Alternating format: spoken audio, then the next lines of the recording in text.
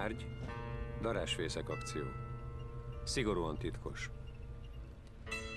Tisztelt államtitkár elvtárs! Konspiratív nyomozásom eredményeként jelentem, hogy megtaláltam a likvidált miniszterelnök sírját. Nagy Imre és társai holttestét egy szigorúan titkos, operatív eljárás során az éjleple alatt átszállították az új köztemetőbe.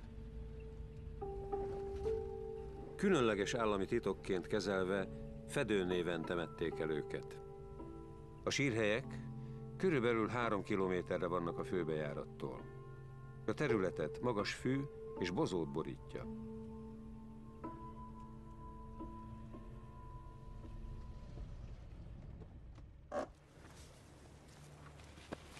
Most Nagy Imrének a sírját, azt milyen szám alatt keressük? Hihetetlen. Ő volt Magyarország egykori miniszterelnök, és nem tudjuk, hogy hol nyugszik. Ez borzasztó. Nem lehetne valami módszert használni? Esetleg röntgen segítségével? Hát röntgennel nem is jött varázsveszőre gondolsz. Hát valamit igen. Valamelyik ilyen nagy bokor mellett volt.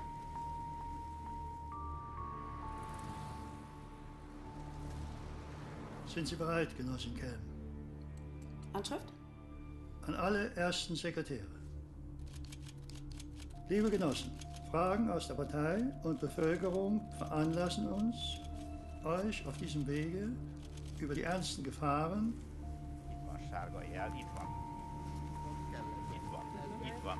Nein, schreiben Sie außerordentlich ernsten Gefahren. Für die Bewahrung der sozialistischen Gesellschaft in Ungarn zu unterrichten. Man müsse sich einen langen politischen Kampf um die Macht einstellen. Die eingeleiteten Aktionen zur Rehabilitierung von Imre Nagy. Wie bitte? Das ist I-M-R-E-N-A-G-Y. Nagy, der 1956 die Konterrevolution anführte, könnten zu emotionellen Ausbrüchen führen, die nur schwer zu beherrschen wären.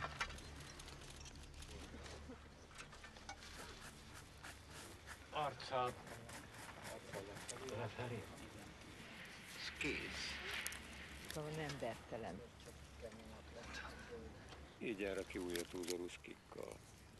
Der Generalsekretär in Ungarn schätzt ein, dass die Volksrepublik vor einem Chaos stehe. Liebe Genossen. Chaos? Jawohl, Genossin.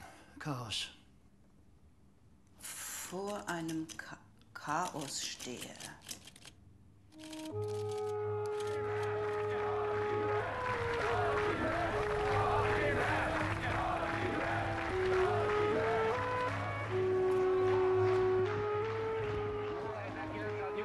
Június 16-án reggel Nagy Imre most elvitték, de én azt gondolom, hogy a megemlékezést folytatjuk. Nem folytatjuk.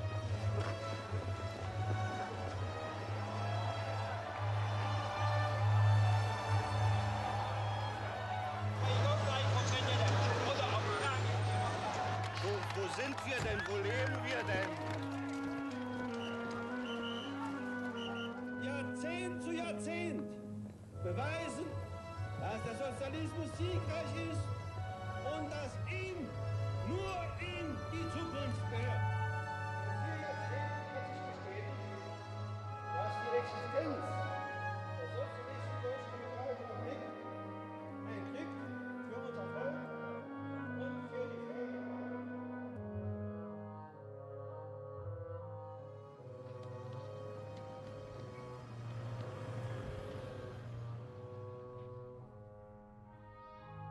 The Eastern Bloc in the late 80s was a strange place to be.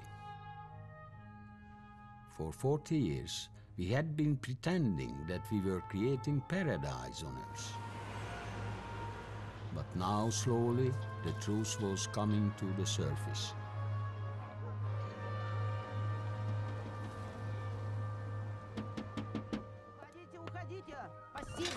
Вы что, хотите обувь? Вы что, не видите, что у нас переучет? And the truth was that we were finished. Our communist societies had been financed by loans from Western banks, and there was no way we could pay them back. We were simply broke. In my country, Hungary, the party had no idea what to do. Somebody had to clear up the mess, but who?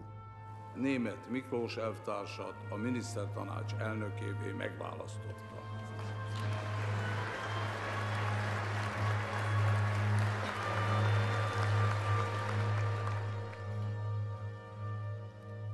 So to my complete surprise, they appointed me, a young economist, 40 years old, to be the new Prime Minister of Hungary.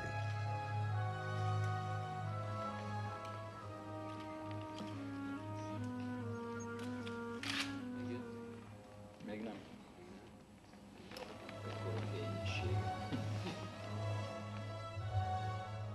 Németh Miklós, az a közgázos okos tojás. Pünkösdi királyság lesz az. Megeszik ezek reggelire. Nem vagyok én abban olyan biztos. I should have been flattered, but I felt so alone. Nobody expected me to survive, and I had no friends in the party ranks. Ez a fickó tudja, hogy kell bánni a pénzzel. És ezzel még sokra viheti. Kinyíratja az egész rendszert, ha kedve tartja. Ugyan már a párt erősebb. Hát erősebb, mint ezek is könyvelő. Akarsz fogadni? Majd meglátjuk. Majd meglátjuk.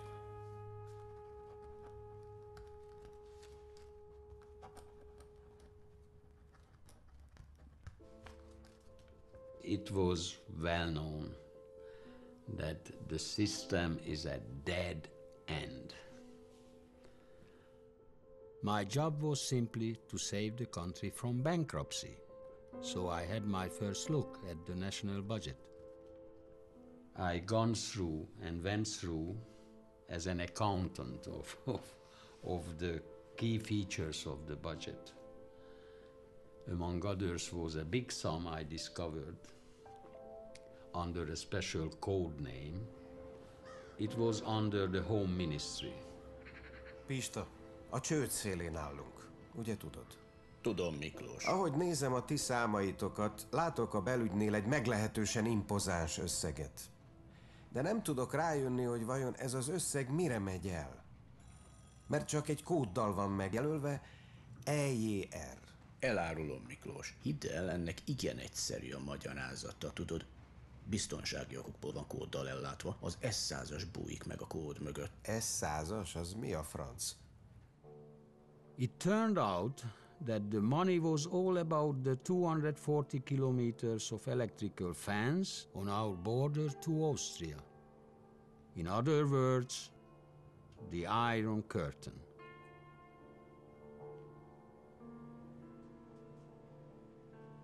It was designed to detect any perpetrator well before he could cross the borderline.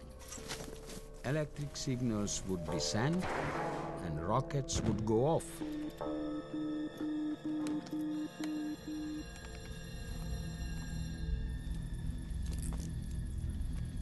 It was the pride of the border troops, but now it was failing. Sajnos nagyon előregettek az alkatrészei, úgyhogy sürgős felújítást igényel.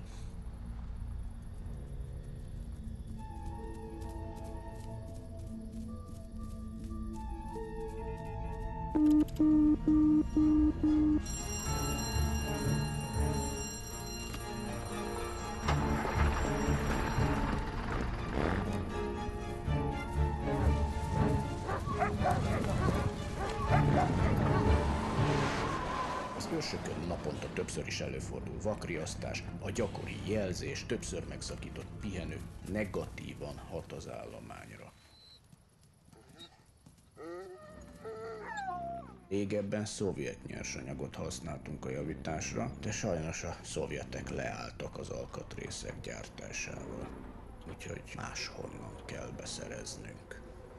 Értem, István, és pontosan honnan? A franciáktól. Franciaországból. Ez hihetetlen. Szóval nyugati határaink védelmi rendszerét nyugati, francia alkatrészekkel foltozzuk meg, amiket nyugati devizakölcsönökből fizetünk ki. Így van.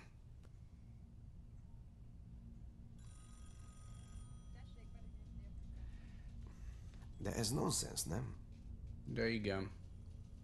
Ahogy mondod. If we import the technology from the West, you have to pay it in hard currency.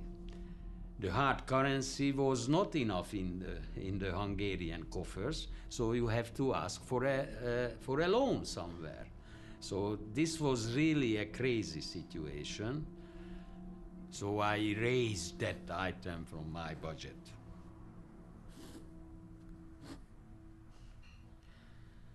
Németh Miklós elvtársat illeti a szó.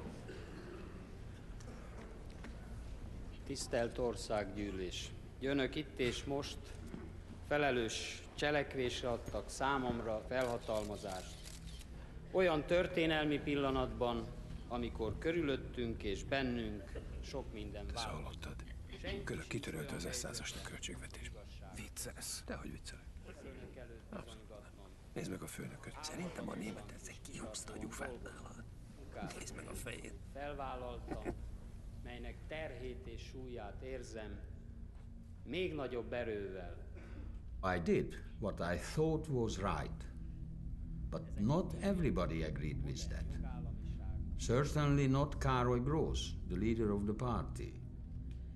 He was soon to teach me the rules of the game.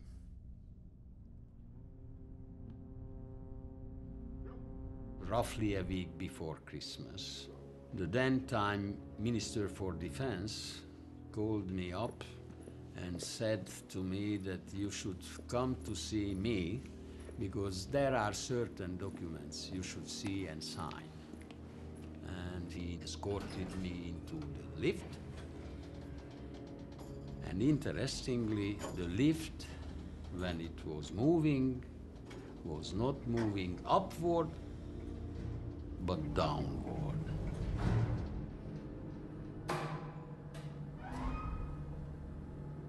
And I immediately asked him that you have a special room for you downward in the basement. Milyen messze megy? Következő folyosónál jobbra.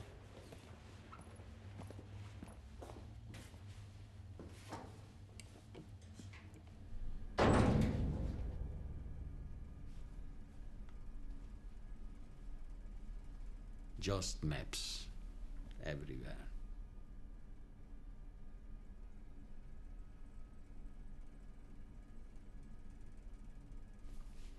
And I noted on the table 2 books, handwritten. One in Russian and one in Hungarian, but handwritten. Then came the big surprise. I did not know that in the 70s, the party secretary and Brezhnev agreed to plant nuclear warheads on the soil of Hungary. We lied. We lied to the people.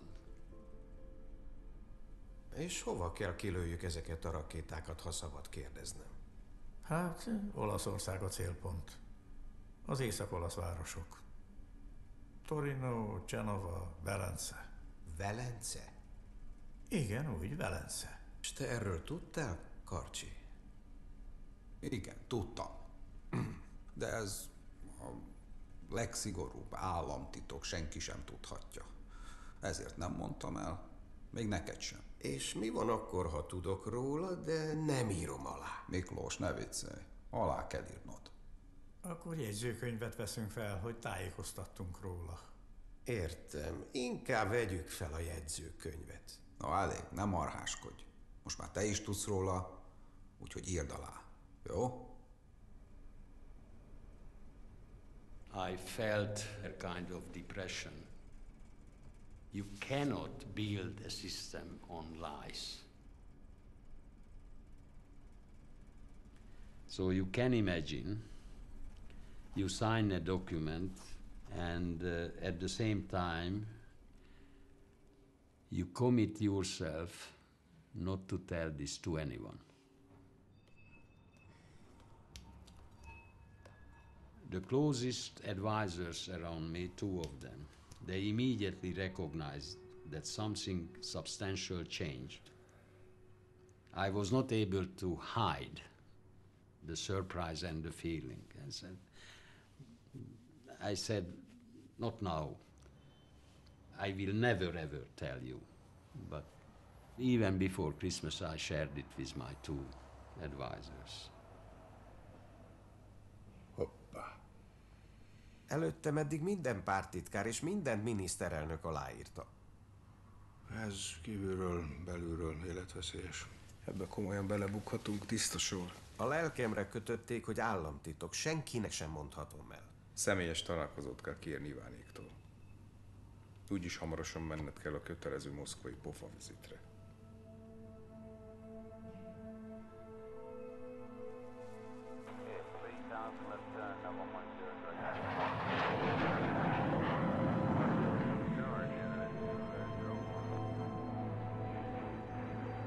So here I was on my way to Moscow, meeting the Soviets, who were the real rulers of my country for more than 40 years. I felt a little pain in my stomach.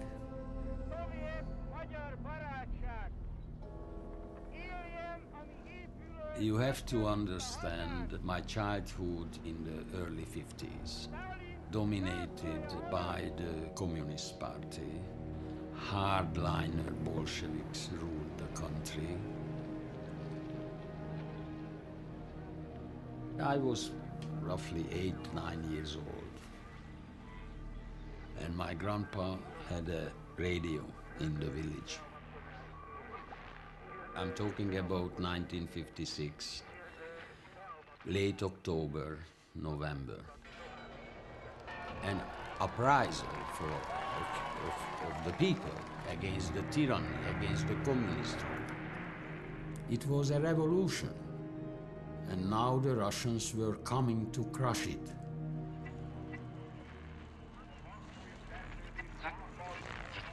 With my small fingers, I was in charge of trying to clear the messages.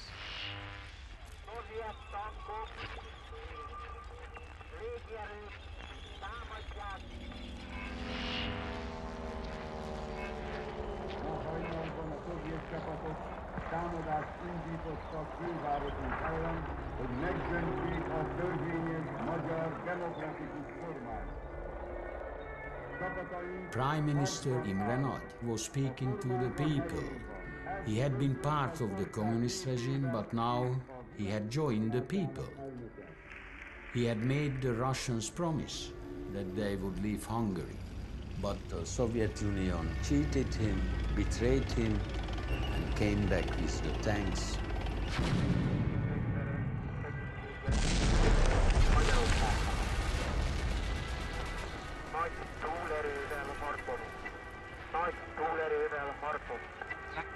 Lehet, hogy rádiókat nem sokára meg fogják semmisíteni.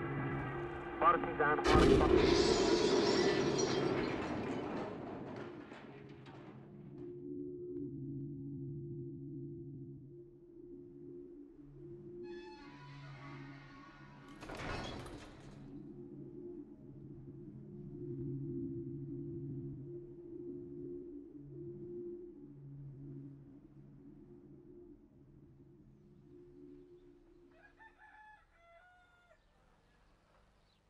So this is it. This division of Europe as a consequence of the Second World War never ever will be changing.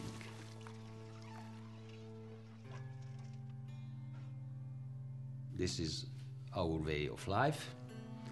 We have to live and we have to accept the rulers. They killed nearly 300 people, among others Imre Nagy, the then-time prime minister, was hanged and killed.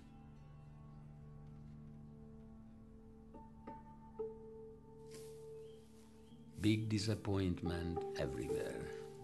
In my father's mind and heart, never ever will change anything.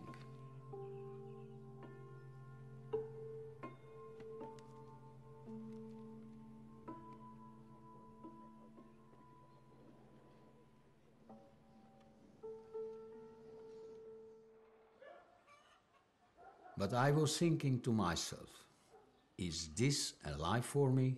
Should I really stay here in the bitterness and poverty, just digging the weed and wait for some miracle? Or should I join the other side, join the system and make things better for myself, maybe even for the country? So I became the member of the Hungarian Communist Party when I was 20 years old. And I vividly remember I went back home. During the Sunday luncheon, I told the whole story to my father. I became the member of the party. He did not talk to me for 6 months. Looked through me.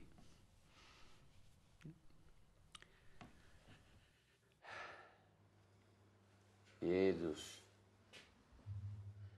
és itt a Júdás. Majdnem én is az lettem. Later on, when I took oath, my father was saying to me in a letter,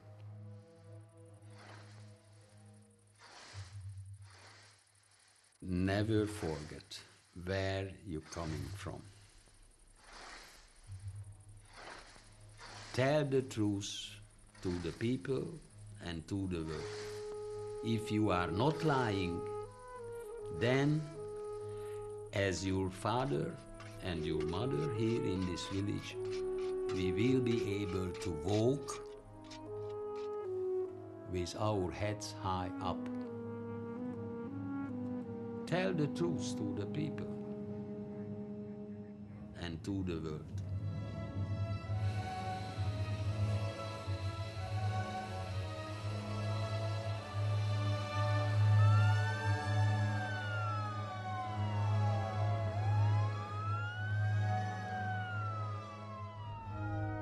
We knew from the past of the Soviet Union that for the Russians, the least valuable item is the people.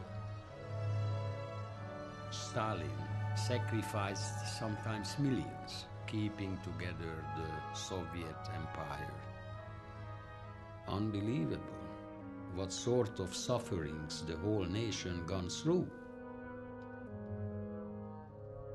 That's why I always put a question mark of this tolerance of the Soviet Union. You have to be very, very cautious when you do business with them, even if you belong to the same camp.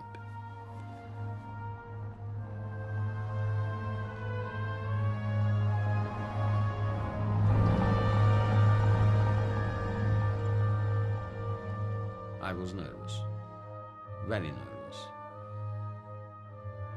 This was a big moment.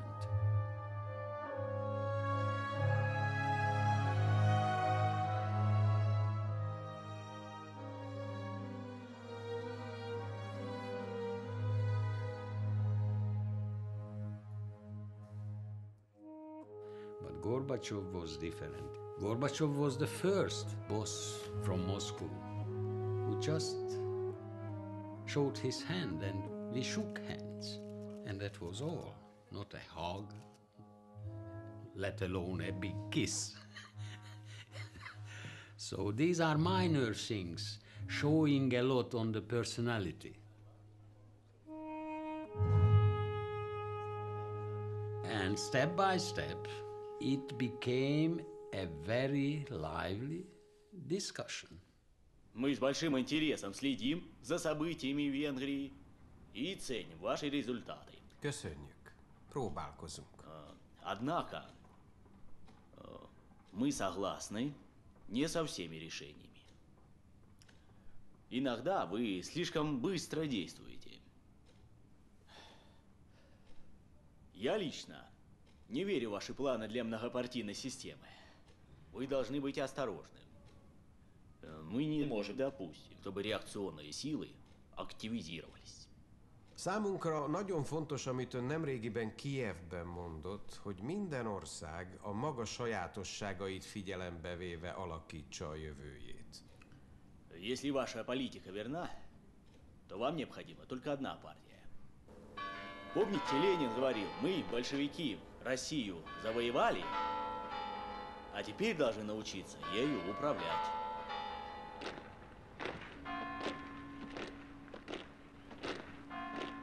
Gorbachev had the idea that somehow communism could survive in the new times. I felt I had to tell him my honest opinion. Mihail Szergejevics, valamit tudnia kell. Nálunk Magyarországon előbb-utóbb szabad választások lesznek. És azt nem a mi pártunk fogja megnyerni. És nagyon valószínű, hogy az új kormány nem az ön oldalán fog állni. Nem. Mit fog akkor csinálni a Magyar Népköztársaság területén állomásozó 80 000 szovjet katonával és az atomrakétákkal? Hogy fog cselekedni?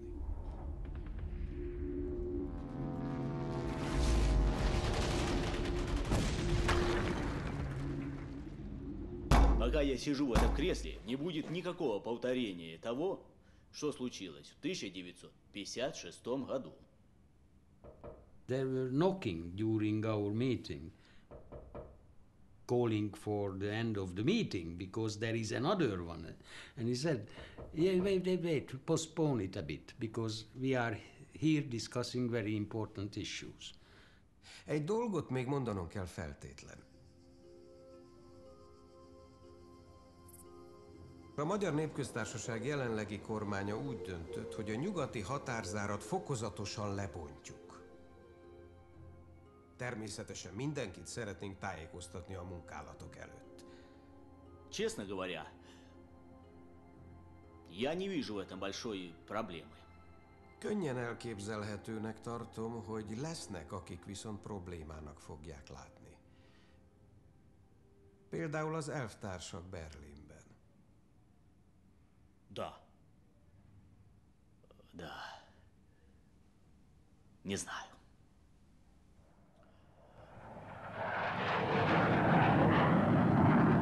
When we were flying back home from Moscow, I explained to my closest advisors, look, we have at least a silent supporter for our actions and programs in Moscow. But rest assured, in Prague, Bucharest, and especially in Berlin, we have bigger and louder enemies. Und so begrüßen die Berliner in diesem Augenblick den Generalsekretär des Zentralkomitees der SED und Vorsitzenden des Staatsrates der Deutschen Demokratischen Republik, Erich Honecker.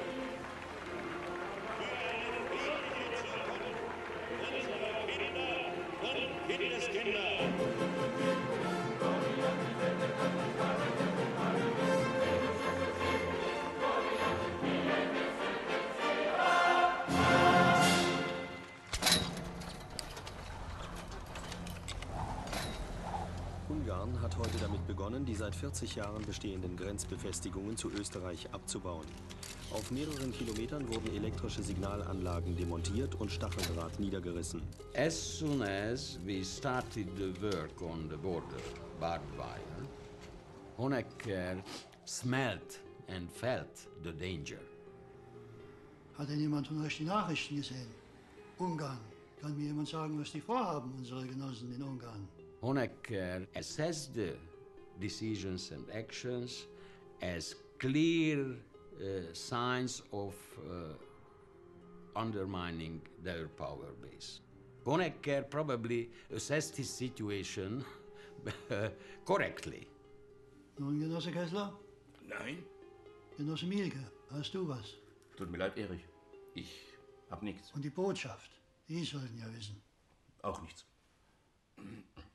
Na, das ist ja sehr beruhigend. Genosse Kessler, ruf doch mal deinen Kollegen in Budapest an und frage ihn, was das alles bedeuten soll. Jawohl, wird veranlasst nachher. Nein, Genosse. Sofort, unverzüglich. My Minister for Defense told them that we have been working on a more modern system of the border controls.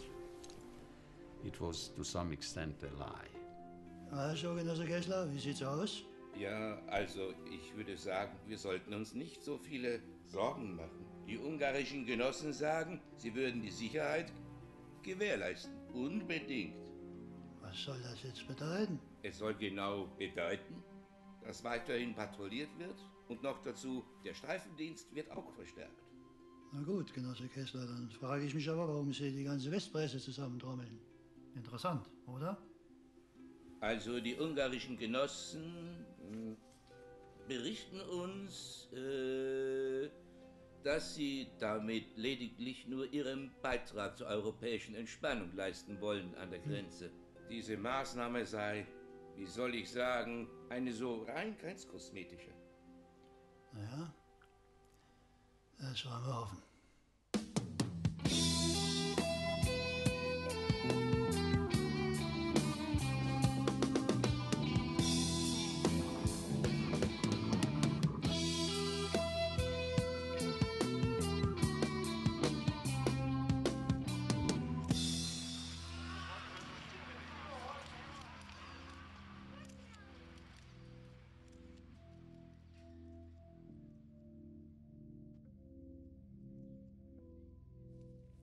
Als ich wie ein Vogel war, der am Abend sang, riefen alle Leute nur Sonnenuntergang. Alle Vögel sind schon da, keiner, der das rief. Ohne Stimme flog ich fort, als schon alles schlief. Irgendwann will jeder Mann raus aus seiner Haut. Irgendwann denkt er dann, wenn auch nicht laut.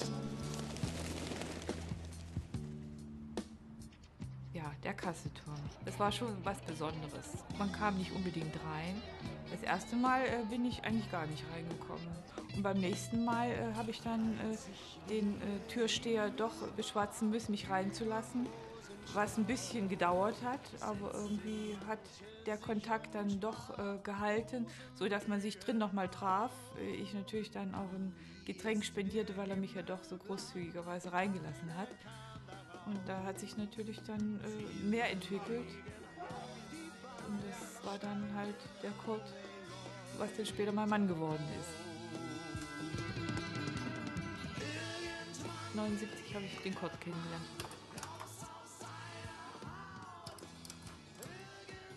'83 kam Johannes zur Welt. Ja, 10 Jahre haben wir uns gekannt. Es war ein sehr lebhafter Mensch. Sehr kontaktfreudig.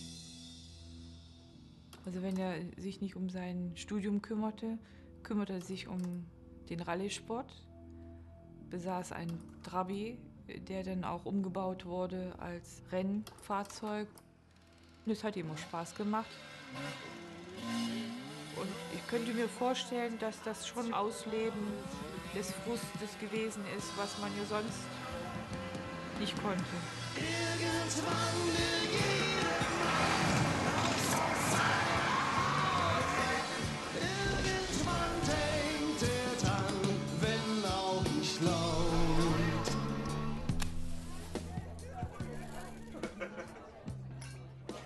Wir waren viel mit unseren Freunden unterwegs. Man hat sich regelmäßig, eigentlich fast jedes Wochenende irgendwo getroffen. Also Kurti war mein bester Freund. Er war die zentrale Person in unserem Freundeskreis. Und mit meinem Lebensgefährten Rainer haben wir sehr viel Zeit mit Kurti und Gundela verbracht. Ja. Und haben uns sehr oft hier in der Wohnung getroffen. Es war immer ein beliebter Treffpunkt. Wir haben unheimlich viel schöne Musik gemacht bei den Partys und den Feiern und ich bin sehr oft in Gedanken noch heute bei ihm.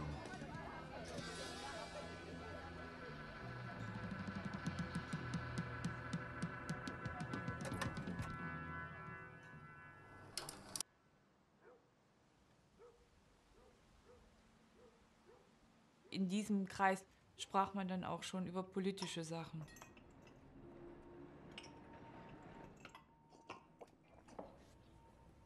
Wie lange ist die Bevölkerung noch leidensfähig? Das ist die Frage. Ja. Hier gibt jemand eine Linie vor und du musst dich an diese Linie halten. Das kann doch nicht sein. Ich glaube nicht, dass die da oben sich die Macht einfach so aus der Hand nehmen lassen. Man weiß es ja nicht, ob es so weit kommen könnte oder nicht. Ja. Die sitzen viel zu fest im Sattel und die werden das mit aller Gewalt verteidigen. Ja. Ja, aber warte mal, es geht doch schon was los.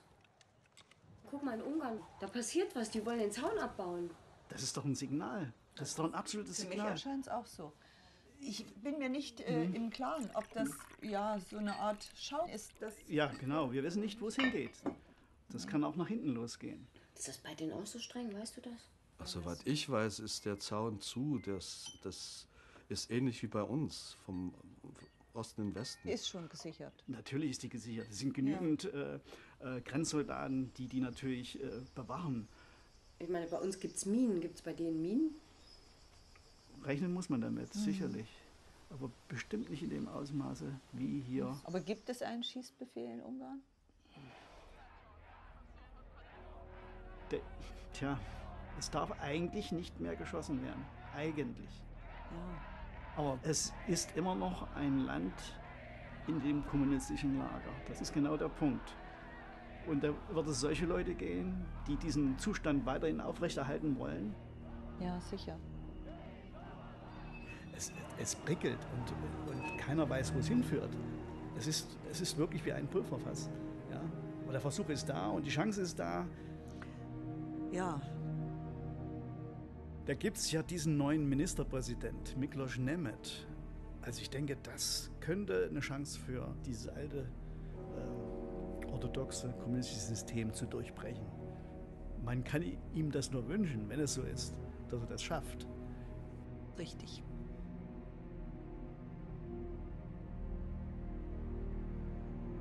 Das kann sich aber blitzschnell ändern. Es kann genauso gut nach hinten losgehen. Also ich denke, es wird ein harter Kampf werden. Ja, das stimmt. Aber ich glaube nicht, dass die schießen würden jetzt. Das ist die Frage. Würden das die Ungarn tun? Was wird passieren?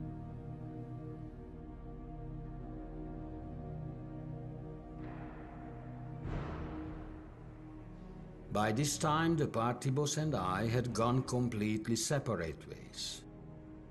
We hardly talked to each other, and he was not pleased with what I had done to the border. Why you want to act against our friends in East Berlin? That was his question. Why? I don't see why you siding Hungary and the country with the West Germans.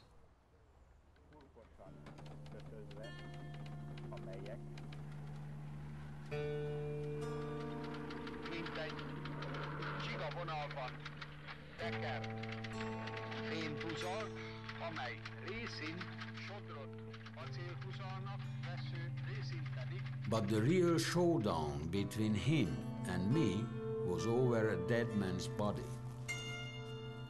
They executed Imre Nagy, my predecessor as Prime Minister.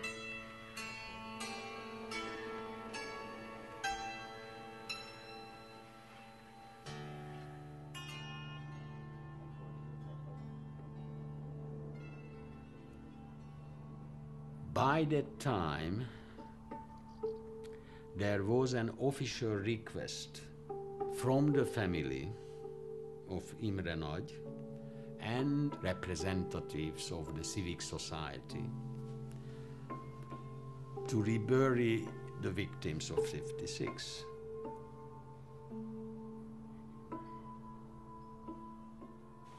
A magyar társadalomhoz fordulunk. Követelje velünk együtt a kivégzettek méltó eltemetését és egy nemzeti emlékmű felállítását, mely megörökíti a sztálinista önkény, a vele szemben vívott szabadságharc és a megtorlás áldozatainak emlékét.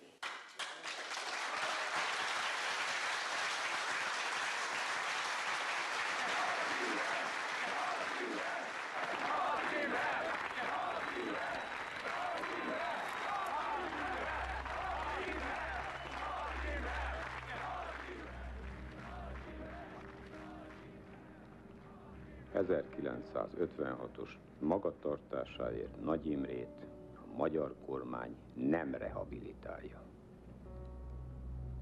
Nem szeretnék egy percig se senkiben kétséget hagyni álláspontunkat illetően.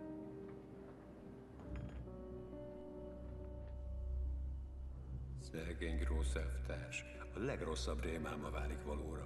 Kihantolják Nagy Imrét és társait. Vagyis ami megmarad belőlünk. Mint arrébb, vagy ezt elrébb, mindegy. Úgy, még egy kicsit, még, igen. Ezek a veteránok teljesen be vannak zsongva. Feltartóztathatatlanok. Na ja, kiszabadult a szellem a palackból. Az ki, az bizony ki. Itt tulajdonképpen még a laikus számára is megdöbbentő egyezés figyelhető meg. Légy szíves, Gyula, mindjárt. Ide figyeljetek, ezt a Grósz nem engedheti meg. Akkor neki annyi. Á, nem hiszem. Nem tudod, hogy Grósz a másik oldalon volt? Mit akarsz ezzel mondani? 56-ban a ruszkik oldalán harcolt. Azt beszélik, munkásőr volt. Vagy pufajkás. A lényeg, hogy öldöste a felkelőket. Ez éven úgy beszarva szegény ördög. Most lesz csak igazán szüksége a régi cimborára. Kikre? A kék ingesekre, a munkásőrökre. A párthadsereg az ő hadserege. Azok nem fogják cserben hagyni. Azoknak van kalasnyikovuk, hogy megvédjék. Bizony. Kalasnyikov? Meg tankjaik is. És másról sem álmodnak, mint hogy végre bevethessék őket. Most néhány nap múlva majd ismét egy próbatételre kerül sor, Nagy Imre halálának 30. évfordulója alkalmából. Nem nézhetjük tétlenül mamelukok módjára ellenségeink összerendeződését, erőgyűjtését. A vezetés vállalja a konfliktusokat és a konfrontációt, ha eljött az ideje. He felt isolated. That probably pushed him even to play even darker and dirtier cards. That's why the representatives of the different civic organizations came to see me and asking for my help. Azt hallottam, a német Miklós titokban találkozik a Nagy Imrés bandával. Jó, mi? Jó benyal az ellenség, mert csak egy mentse a párt írháját. Nem a pártét, a sajátját, azt hiszem Nagy Imre lesz a pártot. Nem jó, nyugodtan.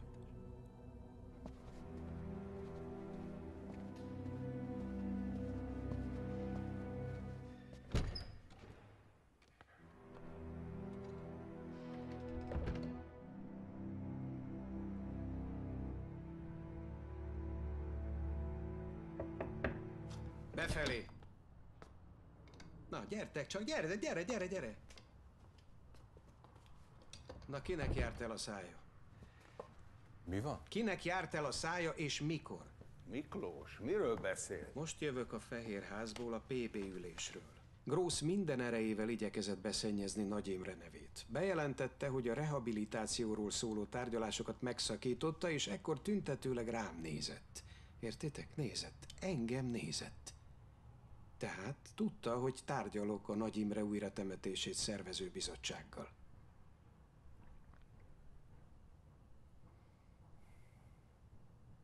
Na ki vele? Melyik őtök köpött be engem, mi? Miklós, tudom, hogy ez kutya kellemetlen, de ha nem bízol bennünk, én fölállok. Én is. De akkor magyarázzátok meg, hogy mi ez. Hát ha jól meggondoljuk, rajtunk kívül vannak még emberek, akik tudhattak a dologról. Például az újratemetés szervezők. Kérlek, ez hülyeség.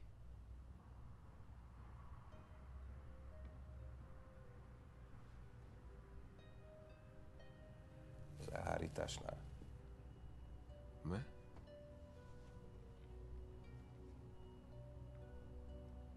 Igen. This room is bugged. They identified 4 sources.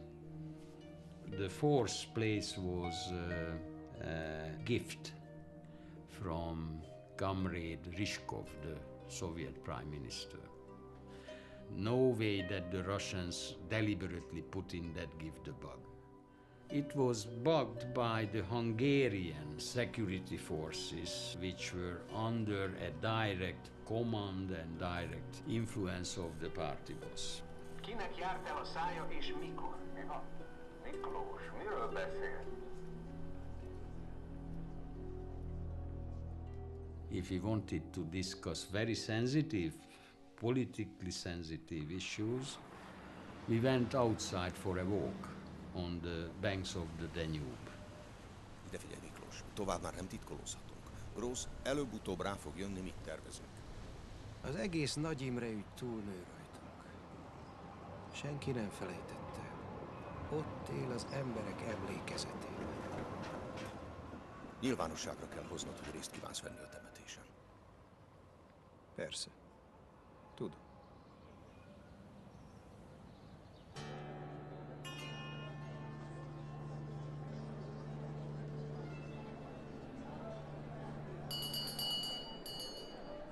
Német elvtárs, tájékoztatna bennünket a kormány pozíciójáról Nagy Imre és az 56-osok újratemetése ügyében? Igen. Illene beavatni a KB-t abba, hogy a kormány mit tervez. Természetesen.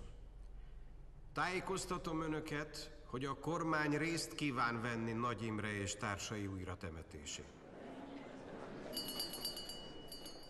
Ma most boldog vagy? Boldog vagy? Jó temetést kívánok. Csak arra vigyázz, nehogy a tiéd legyen a következő koporsó. He was threatening me. It was a quite clear threatening on his side that might be a killing, might be a yes, it happens. It happens. It happens.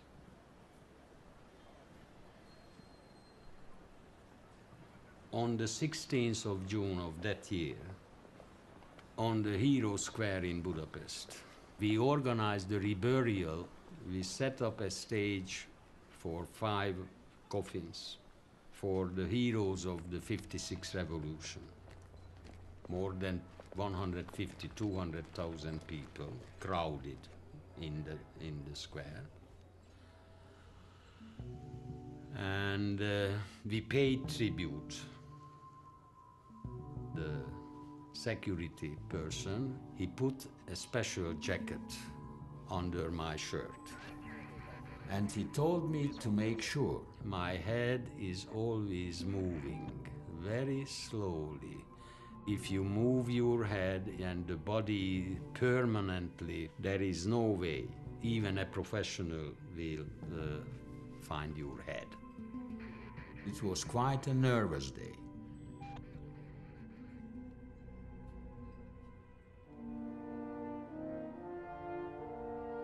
But as the ceremony went on, I somehow felt more secure. It was clear that times were changing.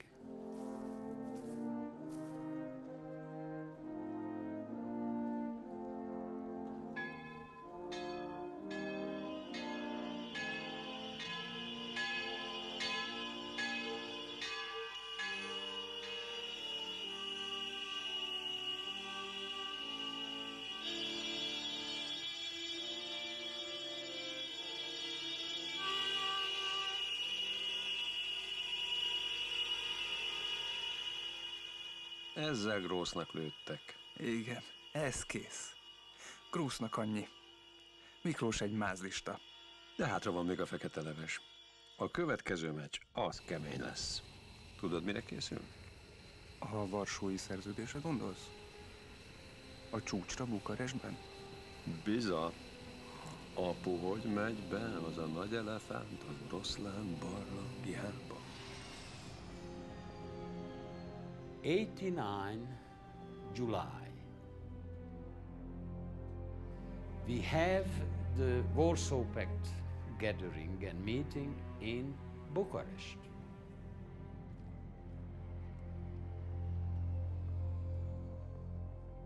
Honecker in Berlin, Ceausescu, Bucharest, Jakes, Prague, just to mention the three capitals. And even in Sofia, we did not have a friend.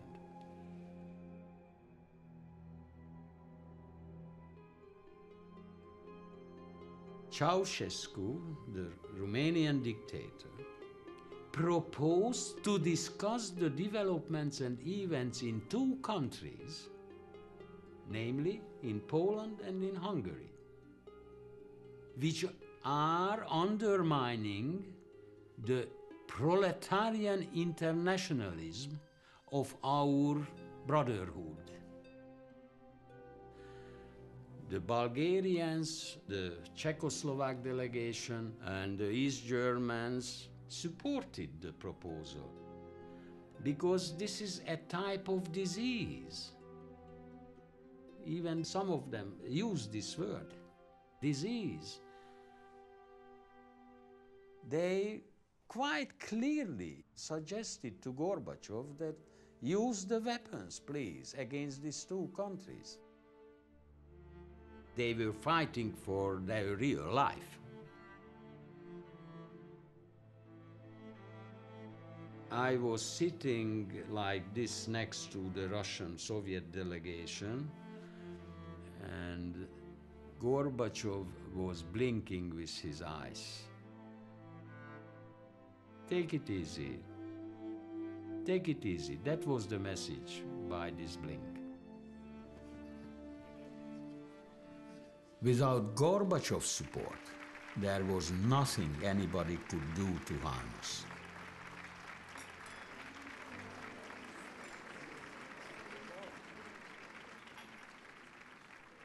Of course, at the same time, you never know. That was the other feeling.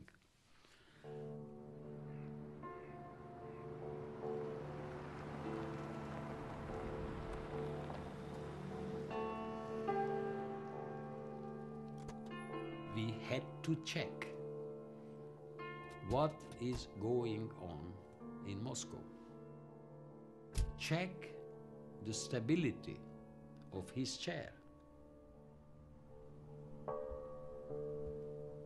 Gorbachev was criticized within the Politburo, the highest body for decision-making, for glasnost, for perestroika, for the kindness to Europe, for his weaknesses against the Americans. So the hardliners raised some issues. First, just one or two voices. Все нормально, я так и понял. И у меня сейчас все в порядке, я уже пришел к выводу.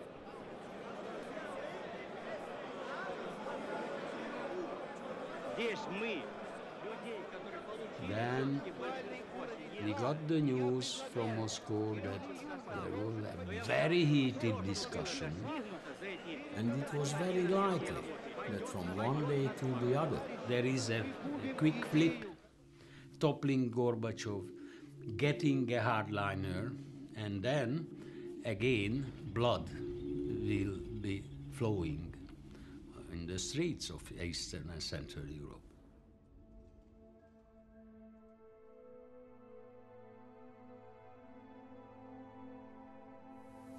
Die Sicherung der Grenze ist das souveräne Recht eines jeden Staates. Sie wird in 50 und auch in 100 Jahren noch bestehen bleiben in unserer Deutschen Demokratischen Republik. Es ging alles bis zum bestimmten Punkt und dann ging es einfach nicht mehr. Wenn man dann irgendwo mal an seine Grenzen kommt und meint, nee, jetzt gehe ich unter darin, dann muss man eben die Konsequenzen ziehen. Ey, Conny, sag mal, was ist denn los mit dir? Das Ganze wird mehr und mehr öde. Ich sehe da keine Lösung.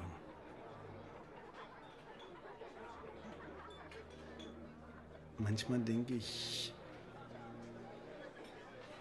Ausreiseantrag, aber geht auch nicht. Nicht ohne... Ich weiß, wie sehr du an den beiden hängst. Wenn, dann müsst ihr das zusammen machen, aber ihr wolltet das nur anstellen. Ja, andere haben das ja auch geschafft. Ich weiß, Das solltest du mir nicht machen. reicht's, verstehst du? Mir reicht es einfach. Komm, mach mal nicht ganz so laut. Los gehen.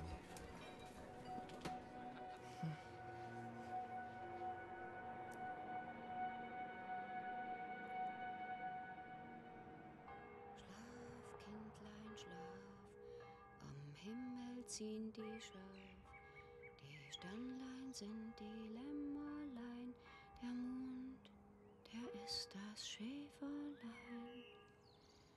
Schlaf, Kindlein, schlaf.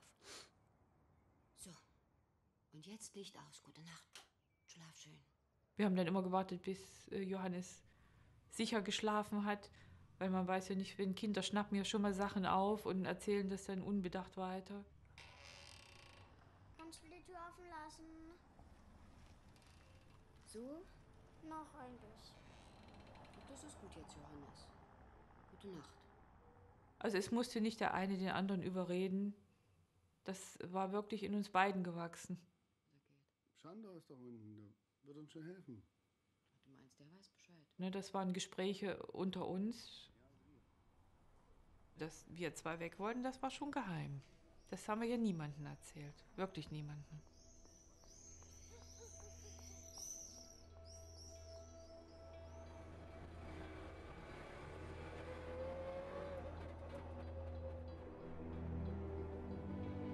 Wir sind direkt durchgefahren. Wir sind abends wegen dem Schlafen des Kindes meistens abends gefahren.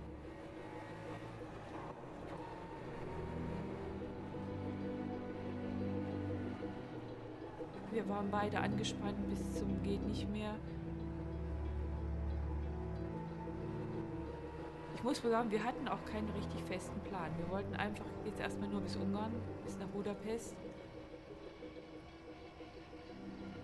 No one of us forecasted that during the summer period we will have another hot potato in our hands, namely the German refugee problem.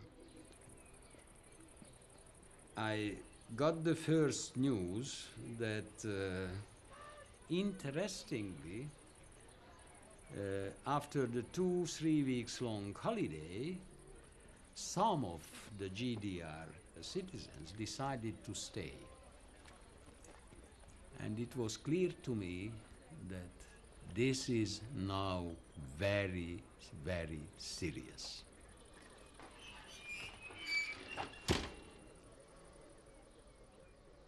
In Budapest, around the Lake Balaton, all the camping sites were fully packed, even along the road, without any facilities around them, of course. End of September and the cold weather arrives. We did not have facilities to provide. These people will die here, frozen, during the winter. So why didn't I just send them home?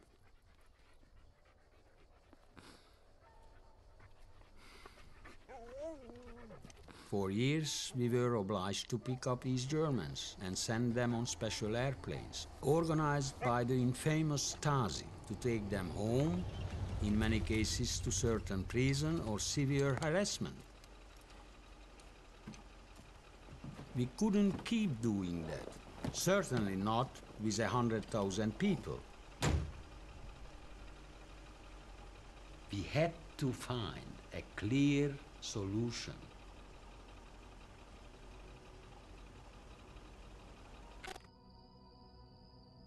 We could not keep them here, and we could not send them back. The only remaining option was the unthinkable one, to somehow send them to the West. But this was bound to provoke not only Honecker and his regime in East Germany, but also the hardliners in Moscow. So what to do? What to do? Miklós, ki tudsz jönni egy perccel a rakpartra? Nem igazán. Muszáj most? Igen, fontos. Szerintem nem fogod megbánni, ha jössz. Jó. 10 perc.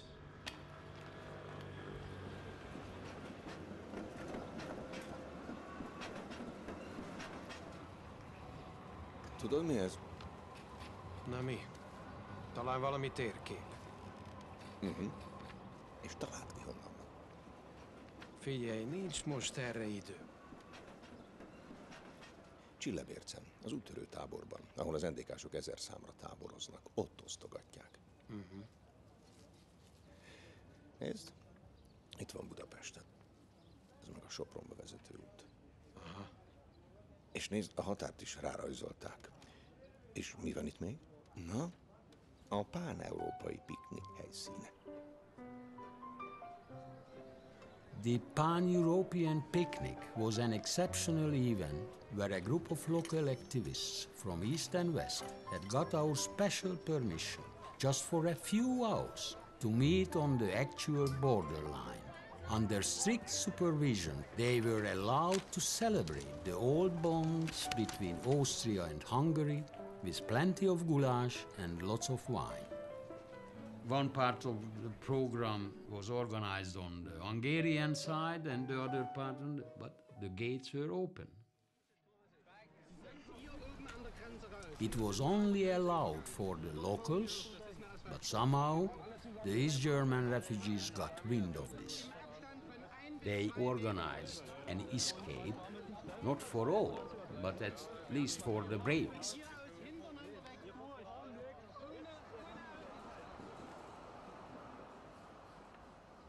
Gyuri, szerintem ez még jól jöhet.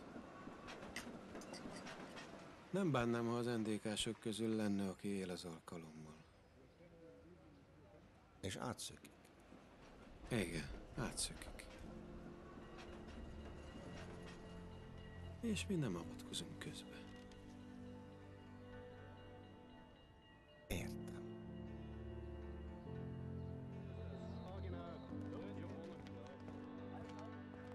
This was really a great opportunity for us to assess the Russians' reaction, to test the tolerance of the Soviet Union. So we sent out an order to the border troops. Please instruct your guards. If you see any East Germans on the border, let them pass. Do not intervene.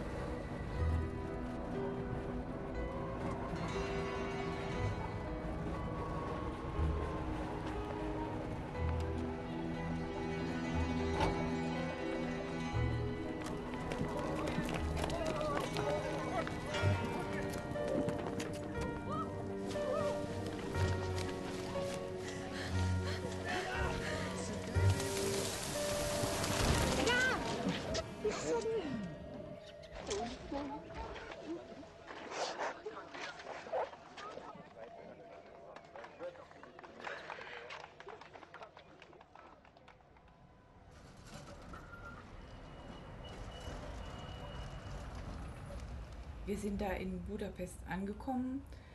Da konnten wir bei unserem alten Freund Sándor wohnen. Und ich glaube, an dem Abend haben wir dann schon die erste Information im Fernsehen gesehen, wo man in Sopron die Grenze geöffnet hat. Im Lauf des heutigen Tages flüchteten etwa 500 DDR-Bürger von Sopron nach St. Margareten im Burgenland. Sie benutzten eine Veranstaltung der Pan-Europa-Bewegung, für die eigens ein Grenztor geöffnet worden war, um in die Freiheit zu gelangen. Und dann überschlugen sich natürlich die Ereignisse und dann hielt uns einfach nichts mehr.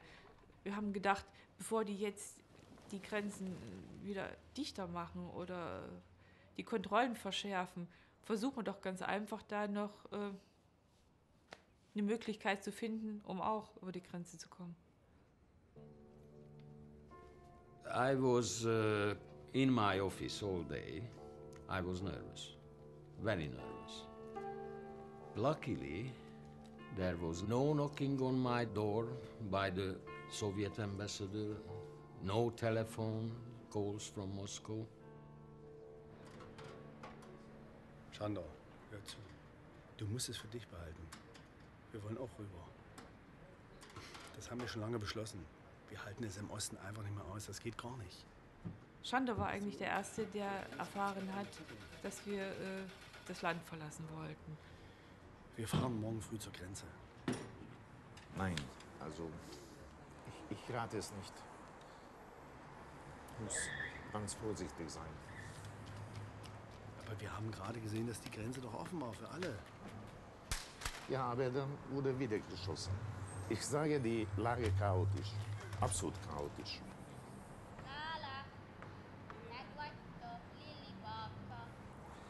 Also erst muss man Informationen sammeln, wo wird der Grenzübergang frei sein und dann fahren.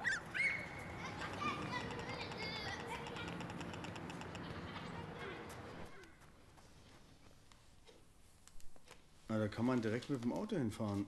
Bis ran an die Grenze. Na, das ist doch ganz einfach, oder? Ganz einfach. Innerhalb 2 Stunden ist erreichbar. Aber durch Militär wird es kontrolliert, dieses Gebiet. Stark kontrolliert. Was denkst du? Würden die schießen? Nein, ich denke nicht. Aber kann gefährlich sein, wenn das Militär bekommt Befehl. Aber so kenne ich doch die Ungarn gar nicht. Das sind doch freundliche Menschen. Jó emberek, de nem tudni, milyen parancs van. A határt azért védeni kell. Ja, also wenn Militär bekommt den Befehl von Budapest, schützen, also schließen die Grenze, dann werden sie es machen. Also dann muss man sich wohl hier irgendwo auf der Strecke etwas suchen, wo man sich am besten verstecken kann. Hierbei und? Weiß ich nicht. Man muss immer Glück haben.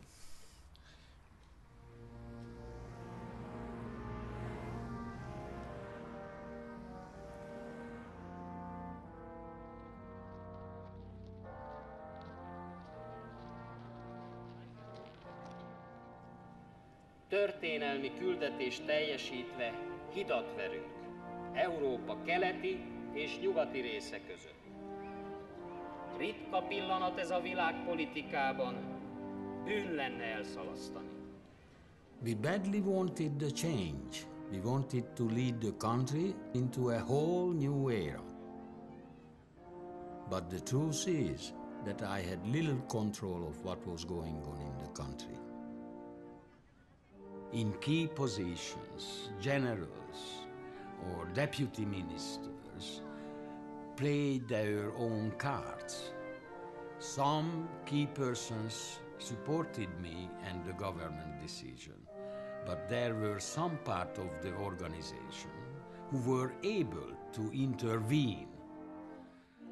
I don't know who instructed the paramilitary party organization to be part of the border control. For a couple of days, they, so to say, helped the official border guard in their exercises.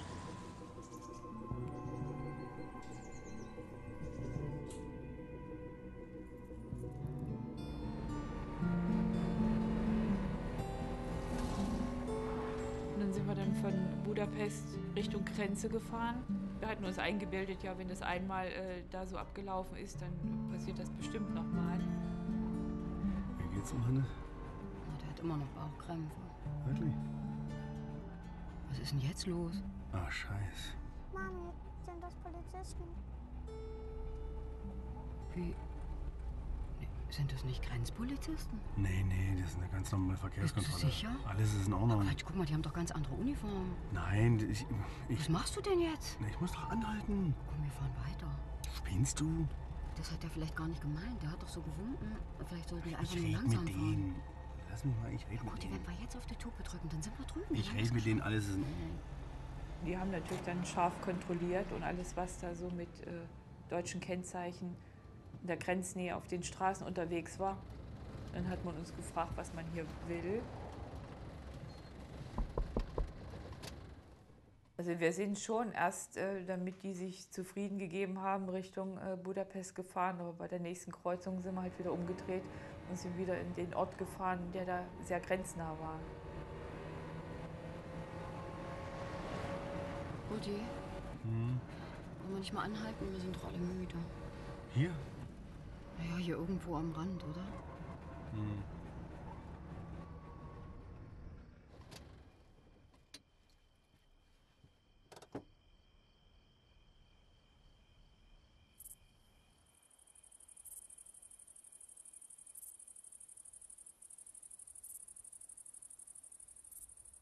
Hallo.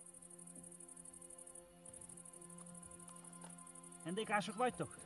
NDK? Német? Ja, Deutsch. Nix hier blieben. Nix. Kommunist. A munkásőrök. Németek? Ezek németek? Wo fahren? Hova? Wir haben ganz einfach gefragt, ob es hier einen Feldweg zur Richtung Grenze gäbe. Und insofern kam man mit dem eben so ein bisschen ins Gespräch. Ki akarnak menni? Hazavisszük őket, jó? Haza. Mari, itt nem maradhatnak. Komme mit? Zu Hause. Na, komme. Gyerünk, itt nem lehet. Itt.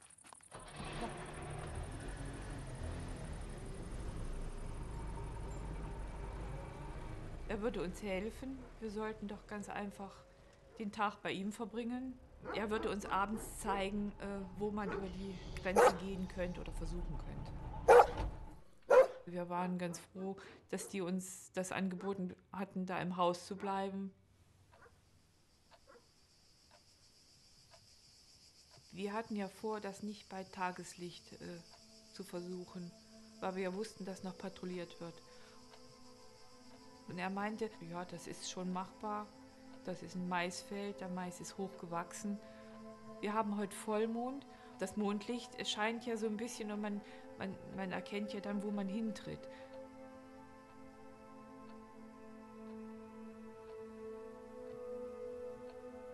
Ja, und dann haben wir natürlich einfach gewartet, bis es dunkel wurde. Es war ein sehr heißer Tag.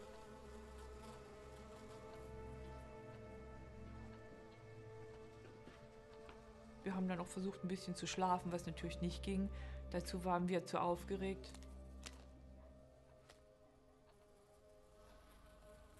Szerintem ez túl veszélyes. Egy-két napot, kérlek. Egy-két napot várjunk még. Hát, hogyha a kormány elintézi. Megoldódik valahogy, miért te kell átvidd őket? Dehogy oldódik meg. Rohadt ruszkik, 100 évig meg itt maradnak. Nem maradnak itt 100 Dehogy évig. nem. Ha én nem viszem át őket, akkor átviszi más. Hát vigye más. De ő nem tudja, hogy hol kell átmenni, vagy átmennek egyedül. Segítek nekik, és kész.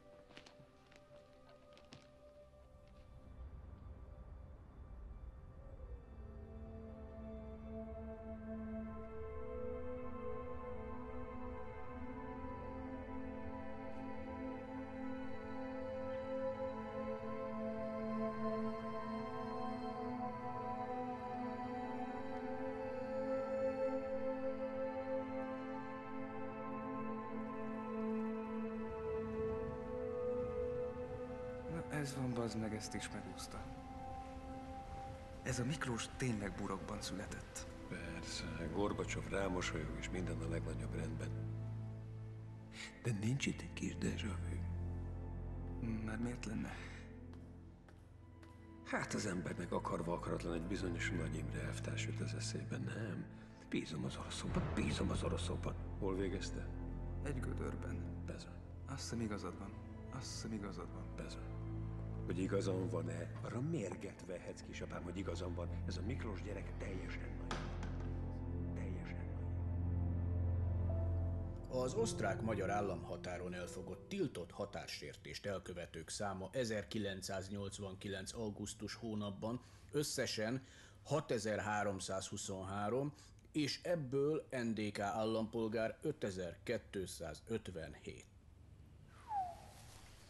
A piknikot azt gondolják, Magyarországon zöld határ van. A Miklós, ez így nem mehet tovább. A sorkatonák nem tudják, mit tegyenek a határsértőkkel. Az őrsökön bizonytalanság van. Azonnali és egyértelmű intézkedésekre van szükség. Értem. Laci, a külügy mit mond? Ott sem túl rózsás a helyzet. A kelet-berlini elvtársak Moszkvába rohangálnak és könyörögnek a ruszkiknak, hogy gyakoroljanak nyomást a magyar kormányra.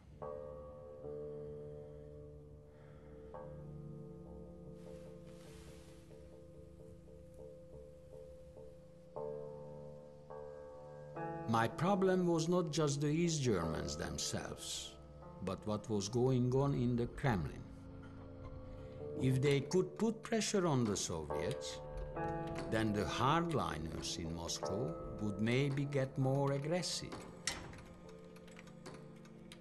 So I realized that my experiments on the border could easily provoke the downfall of Gorbachev.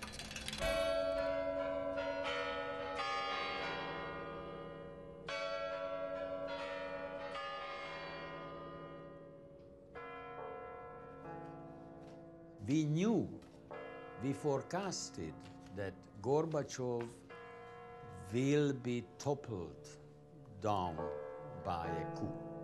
That no one around me questioned that assessment. The question was when and by whom. What if a new hardliner landing up in Mikhail Sergeyevich seat? Brezhnev never hesitated to use the military force. Most szerintem csináljuk azt, hogy altassuk el őket.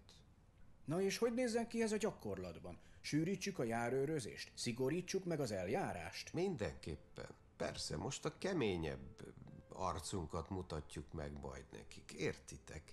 Le kell csillapítanunk a kelet-berlini elvtársakat. Biztos vagy ebben? Igen.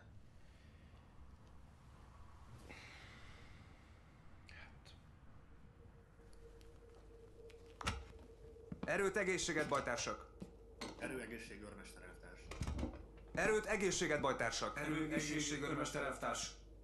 Ma kaptunk egy új parancsot. Különös figyelemmel kell lenniük a határsértőkre az elkövetkezendő napokban. Egyre többen várhatóak, és egyre ügyesebben fognak próbálkozni határsértéssel. Mindent tegyenek meg annak érdekében, hogy megakadályozzák a tiltott határátlépést. Hosszú éjszaka lesz, vigyenek magukkal élelmet. Parancs! We decided to get back to the rule books on the border control. But at the same time, we or I created a trap for myself. Na most megint azt akarják, hogy bekeményítsünk. Szerinted mi a szar van? Fogalmam sincs. Szerintem maguk se tudják odafenn, hogy mit akarnak. De hogy a faszba fogjuk meg őket, ha nem használhatunk fegyvert? Mit tudom én? Tök hülyeség az egész.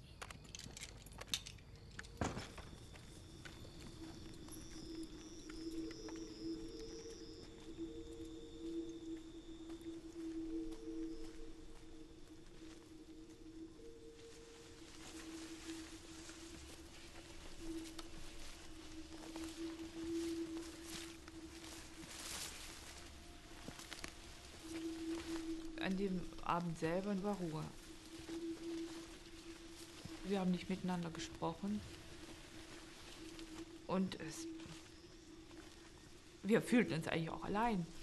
Psst.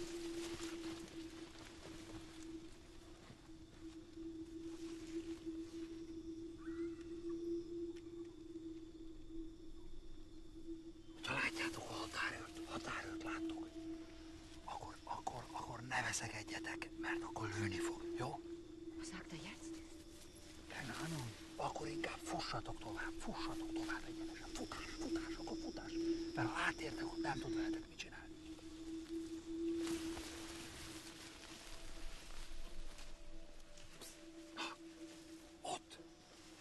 Ott az oton túl, az már Ausztria.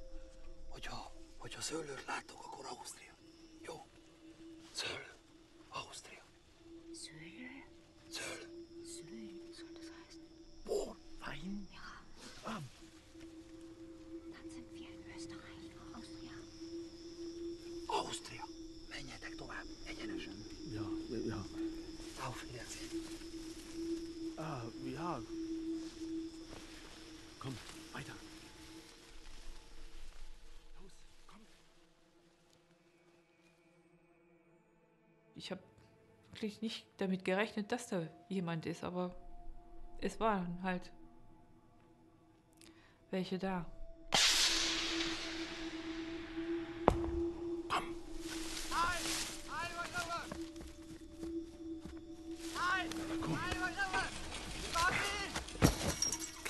Lauf.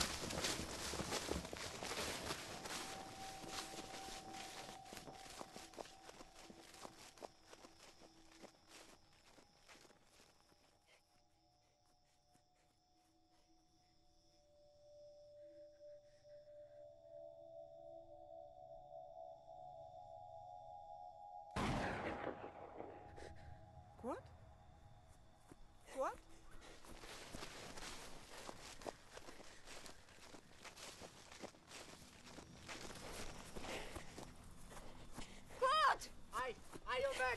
Álljon meg! Ott álljon meg!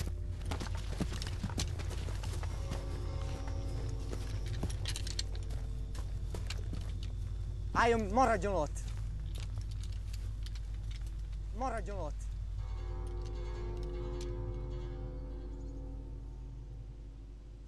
Az ismeretlen személy a nála lévő táskával a járőr parancsnokot fejbevágta és menekülni próbált.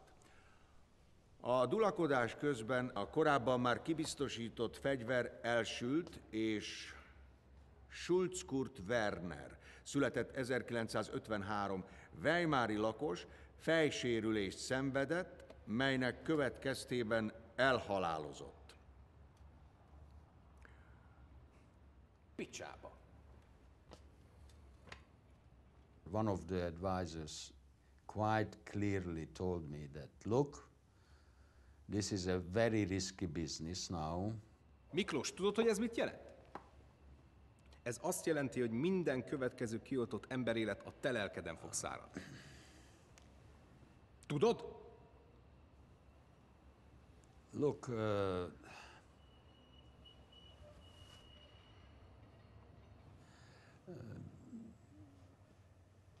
I felt ashamed that it happened. I felt ashamed myself.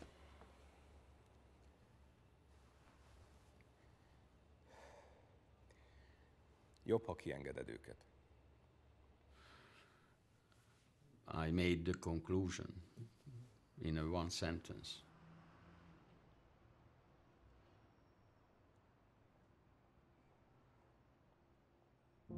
We are opening up.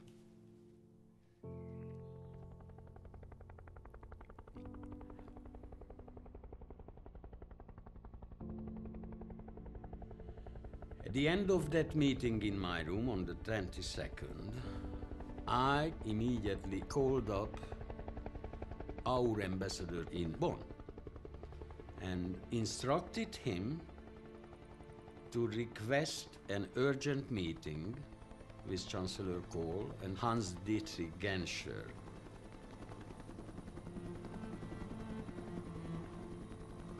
we flew secretly by helicopters to Gimnik.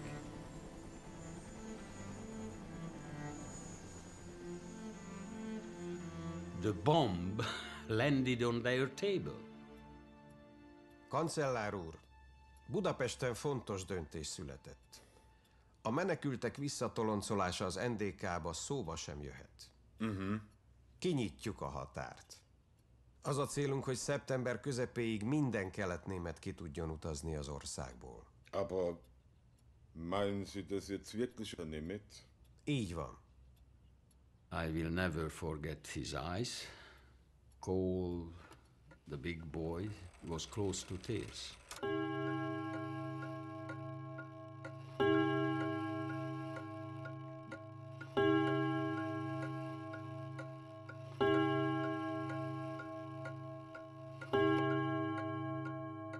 Da kann ich Ihnen nur versichern, lieber Herr Ministerpräsident, wenn Sie das tun, wird Ihnen das deutsche Volk dies niemals wieder vergessen. Aber was ist die sowjetische Haltung dazu? Ist Gorbatschow wirklich einverstanden? A határnyitás a mi ügyünk. A következményeit mi viseljük. Sind Sie sich sicher? Azok az idők már elmúltak, kancellár úr, amikor minden egyes döntésünk előtt Moszkvába kellett rohannunk engedélyt kérni. Bízzon bennünk. Higgy el, uraljuk a helyzetet. Na gut. He did not believe that, probably, because even on that same day, he called up Gorbachev and briefed him on the essence of our meeting. Hören Sie, Hallo? ich habe gerade ein interessantes Gespräch mit unserem jungen Freund aus Budapest gehabt. Da? Mit dem Herrn Ministerpräsidenten. Mit dem Herrn Nemeth. Da? Er kommt mit einer bemerkenswerten Lösung für das Problem mit den DDR-Bürgern in Ungarn. Da. Es sieht so aus, dass er die Absicht hat, die Grenzen zu öffnen. Da? Ja. Jetzt möchte ich gerne wissen, wie Ihre Position dazu ist. Sind Sie mit dem Vorhaben der Ungarn einverstanden? Венгерский премьер хороший человек.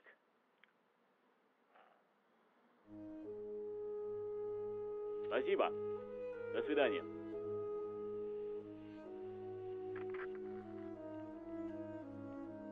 A silent blessing from Moscow.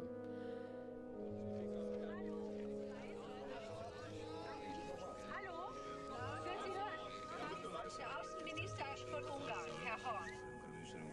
Hát ennek lényege az, hogy az itt tartózkodó NDK állampolgárok saját teendékúti okmánnyal eltávozhatnak abba az országba, meg befogadják. Bürger der DDR können nicht in der DDR passieren, das Land verlassen.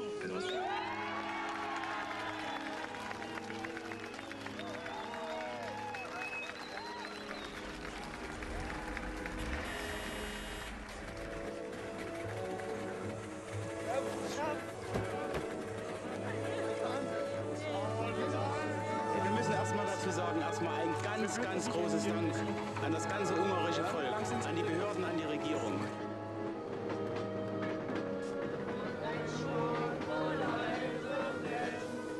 Da hat man natürlich einen Zug gefüllt mit den DDR-Flüchtlingen, die über die ganze Grenzlänge da den Weg nach Westen gefunden haben.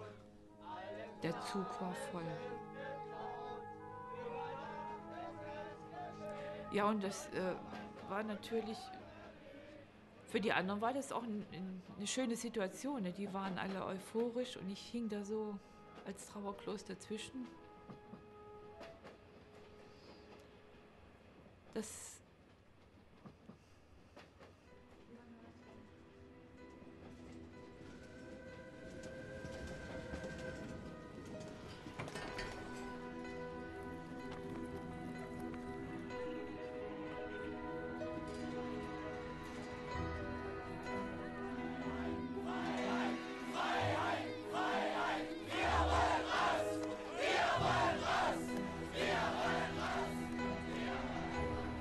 Interessen unseres Volkes. Und der Sicherung des Friedens werden wir diese Macht jederzeit wirksam schützen.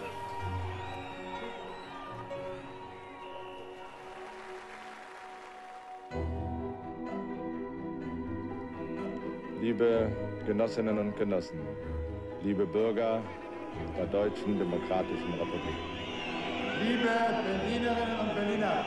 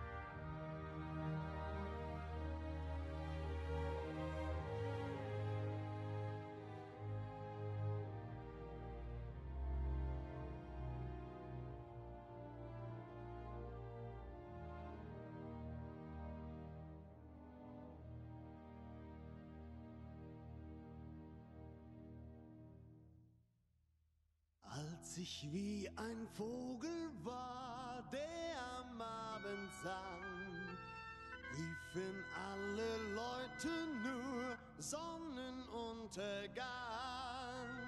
Alle Vögel sind schon da, keiner, der das rief. Ohne Stimme flog ich fort, als schon alles schlief. Irgendwann will jeder Mann raus aus seiner Haut. Irgendwann denkt er dann, wenn auch nicht laut.